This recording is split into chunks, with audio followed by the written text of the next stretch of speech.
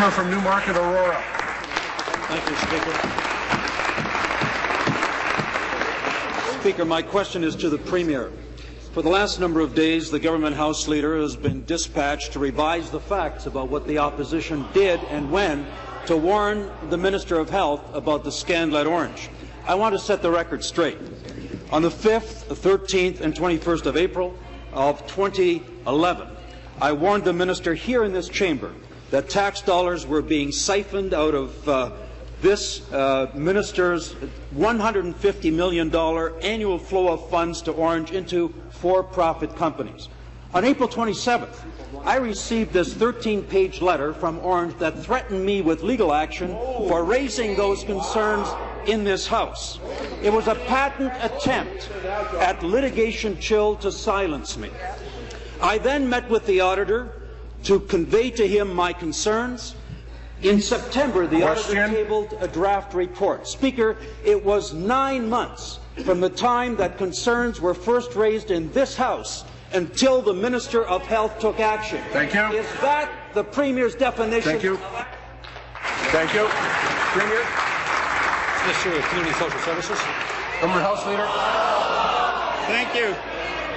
Mr. Speaker, as I said, the Public Accounts Committee began its hearings this morning, and over the next couple of weeks, Mr. Speaker, it's going to have ample opportunity to discuss knowledge on both sides of the House, because what's very interesting, Mr. Speaker, is that the honourable member has forgotten to tell the House about another letter that was received by their caucus, one that was received by the Leader of the Opposition, Mr. Hudak, on April 27th, and I'm sending it over right now with a page, Mr. Speaker. And I'd like to quote in part from that letter. It says, the letter tells us that not only was the member of Whitby Ajax briefed back in early 2011, but so were 4 other members of the Ontario PC caucus and members of the Ontario PC Research Office. I'd like to quote, Mr. Speaker, from the letter.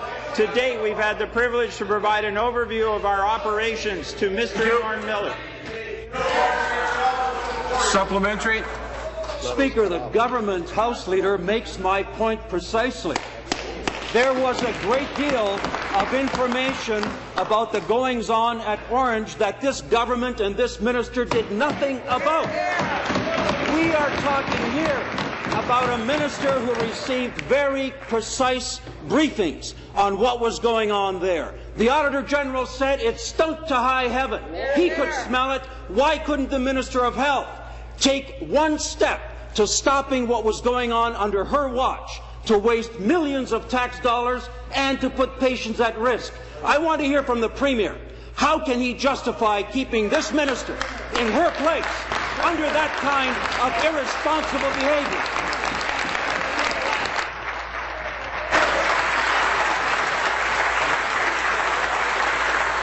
Proceed, please. Thank you. Government House Leader.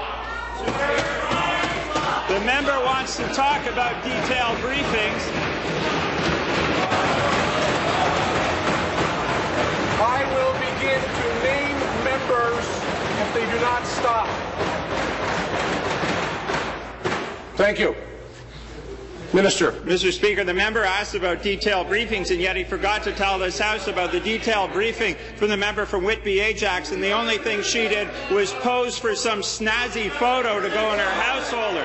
Mr. Speaker, let me quote from the letter, a letter which I hope will have some attention at Public Accounts. To date, Mr. Speaker, I quote, we have had the privilege to provide an overview of our operation to Mr. Norm Miller, the member from Durham come to order.